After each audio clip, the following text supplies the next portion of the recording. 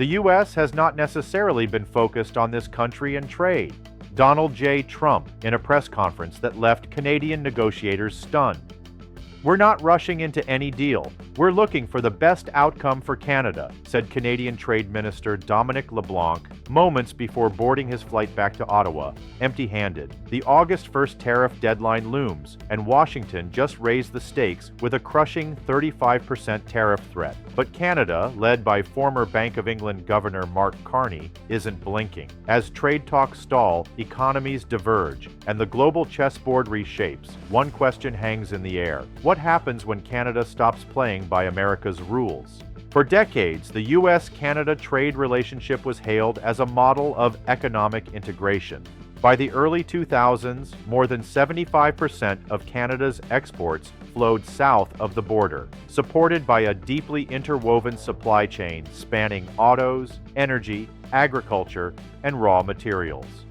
The North American Free Trade Agreement, NAFTA, signed in 1994, had become the backbone of cross-border commerce, bolstering tens of thousands of jobs on both sides and cementing a spirit of pragmatic cooperation.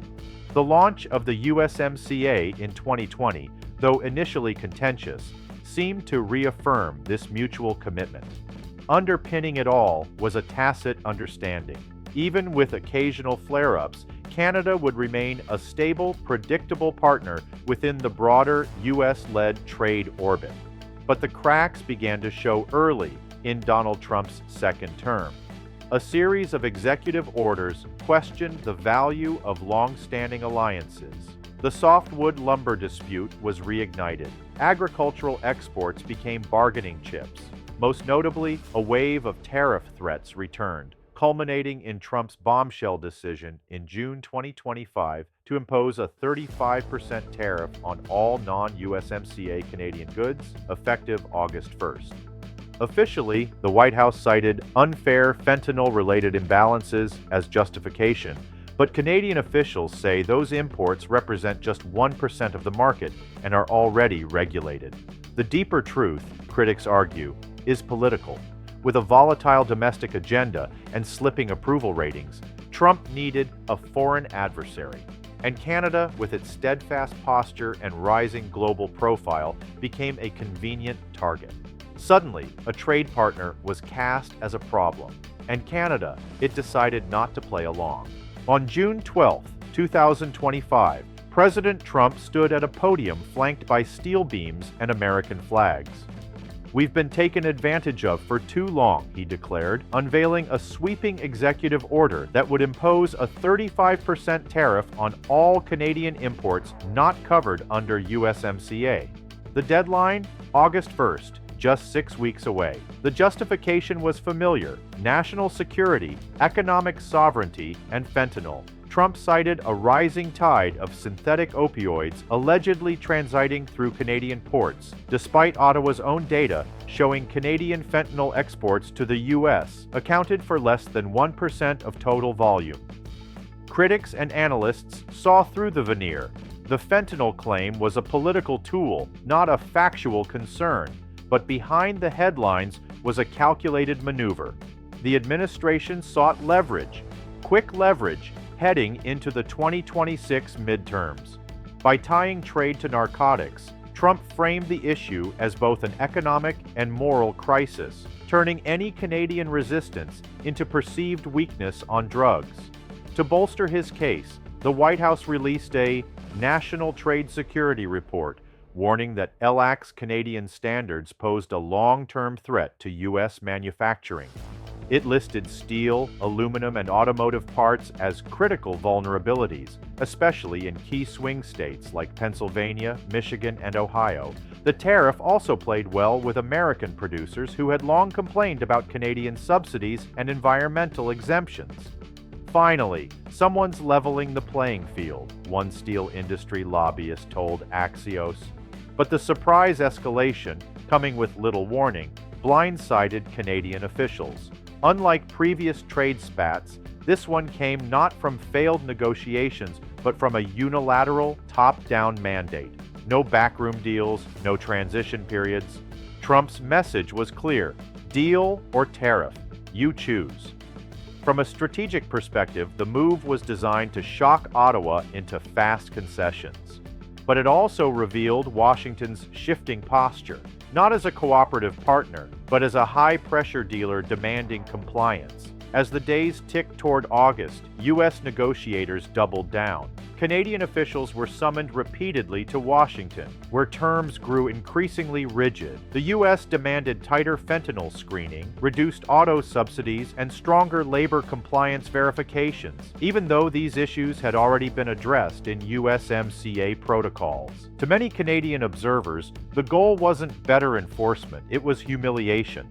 Faced with the biggest economic threat since the NAFTA renegotiations, Canada could have panicked. It didn't. Instead, Mark Carney, Canada's special envoy on strategic trade, chose silence. For nearly a week after Trump's announcement, Ottawa said little. No immediate countermeasures, no fiery speeches, just calm resolve. Then came the signal. We are not rushing to meet arbitrary deadlines. We will only sign what's best for Canada. Carney told the Globe and Mail before departing from Washington after a week of fruitless talks. Behind closed doors, Canada was moving quickly, quietly, and in several directions at once. First, it deployed economic buffers. The provinces of Ontario and Alberta announced $8 billion Canadian dollars in emergency relief funds to support the automotive, energy, and steel sectors, those most vulnerable to the new tariffs. Ottawa followed up with delayed retaliatory duties on U.S. raw inputs used in manufacturing, offering a 6-month window for domestic producers to adapt. Second, Carney launched a diplomatic pivot. While Washington stalled, Canada accelerated trade with Asia and Europe. Between May 2024 and May 2025, Canadian exports to the EU, Japan, Indonesia, and the UK jumped 42%, with LNG and uranium leading the charge. A landmark LNG shipment to South Korea left British Columbia on June 30th, marking the beginning of a new Pacific corridor. Third, Carney doubled down on internal reform. On June 20th, Parliament passed Bill C-5, a sweeping Economic Integration Act. Its two pillars, the Free Trade and Labor Mobility in Canada Act and the Building Canada Act, removed interprovincial barriers and fast-tracked infrastructure approval timelines.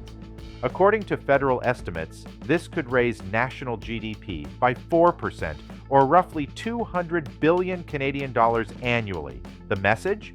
If the U.S. wanted to play hardball, Canada was ready to go solo. By early July, even traditionally pro-American voices in Canadian media began shifting tone. This isn't about trade, it's about power, said one op-ed in the Toronto Star, and we're choosing not to flinch.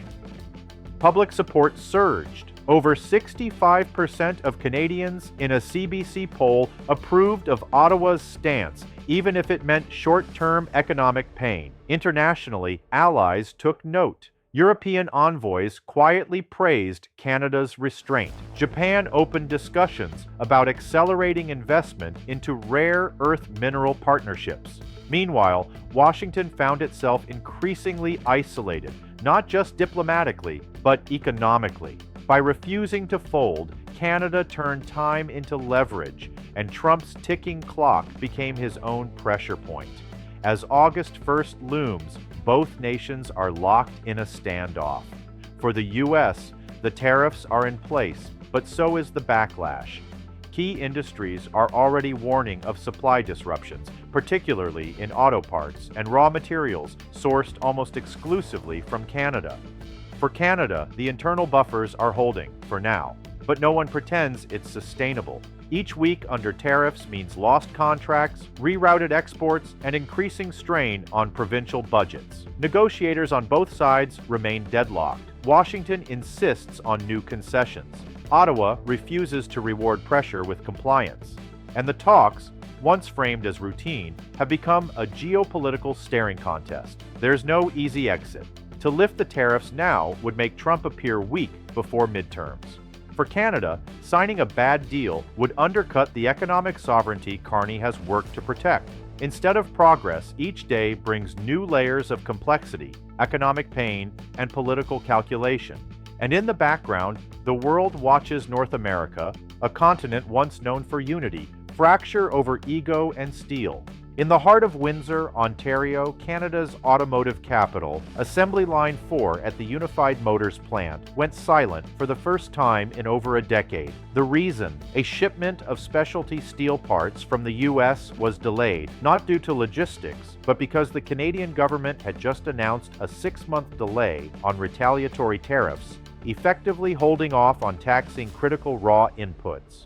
For Unified Motors, it meant scrambling for alternative suppliers and a temporary shutdown that cost over $6 million Canadian dollars in production losses. And that's just one example. Across Ontario and Alberta, thousands of businesses are bracing for prolonged uncertainty. According to the Canadian Manufacturers and Exporters Association, the 35% U.S. tariff could impact over 18 billion Canadian dollars in goods, from finished cars to raw aluminum ingots. Some exporters have already rerouted shipments to Japan and Europe, but those markets are more competitive, often requiring lower margins or adjusted standards. For small and medium enterprises, SMEs, the pain is sharper. "We can't just pivot overnight," said the owner of a farm equipment supplier in Saskatchewan. "Our biggest buyers are in Minnesota and Michigan. If those deals fall apart, we fall apart." The federal government's $8 billion Canadian dollars emergency fund has helped. So have the provisions in Bill C-5, especially the easing of interprovincial trade and expedited project approvals. But even supporters admit these are medium-term solutions, not immediate cures. What worries many is timing. If the U.S. doesn't back down and global markets don't absorb the slack, Canada could lose up to 2% of GDP growth over the next 12 months, according to forecasts by BMO Economics. And yet, there's also resolve. Public support for Carney's stance remains firm. In a CBC survey, 3 out of 4 Canadians said they would accept short-term economic hardship to defend national sovereignty. In that sense, the shared cost isn't just financial, it's emotional. Canada is willing to pay a price, but not to bend the knee. Down in Louisville, Kentucky, Jeff Mullins runs a mid-sized auto parts factory that relies on a Canadian magnesium alloy found in over 60% of his production line. Since August 1st, his import costs have spiked nearly 30%. He's laid off 12 workers and paused expansion plans for a second facility. "This wasn't what we were promised," Mullins said. "We thought tariffs would bring jobs back, not drive them away." Across the Midwest and Northeast, manufacturers are echoing that frustration. While Trump's 35% tariff was aimed at rebalancing trade, it's also begun raising input costs for American businesses deeply integrated with Canadian supply chains. According to the National Association of Manufacturers, roughly $28 billion worth of U.S. imports from Canada, primarily in auto, steel, and machine parts, are now being taxed. Many of these goods have no domestic substitutes, especially in precision industries. Beyond manufacturing, agriculture is feeling the squeeze too. Canada quietly halted negotiations on a grain harmonization pact affecting soybeans and corn exports from Iowa and Nebraska. With harvest season looming, some U.S. farmers fear retaliation might come not through tariffs, but through delayed inspections and suspended permits. And then there's retail. Big box stores in border states like New York and Michigan are reporting higher prices on lumber, dairy, and packaged foods. One Minneapolis chain saw Canadian cheese shipments dry up entirely after producers redirected stock to the UK. The political fallout is beginning to surface. A group of bipartisan lawmakers from northern border states recently penned a letter to the White House urging reconsideration. This approach may harm American workers more than it helps, the letter warned. In the end, while Trump may have scored points with steel lobbyists, the broader economy is absorbing the hit. And the question on Main Street USA is no longer, when will Canada fold? But rather, when will we feel it too much? Two nations, once bound by trust and trade, now face each other from opposite ends of a tariff wall. The United States, driven by political theater and protectionist muscle. Canada, anchored in strategic patience and a vision beyond the 49th parallel. As the dust settles, neither side has blinked, but both are bleeding. Manufacturers halted, farmers squeezed, diplomats stalled. What was once the most integrated trade partnership in the world now teeters on the edge of fragmentation. And so the question remains, not which side will win, but how much both will lose before they remember why they stood together in the first place. What if North America's greatest threat isn't from abroad, but from itself? Like this video if you found it thought-provoking. Drop your thoughts in the comments, and don't forget to subscribe for more in-depth reporting across borders.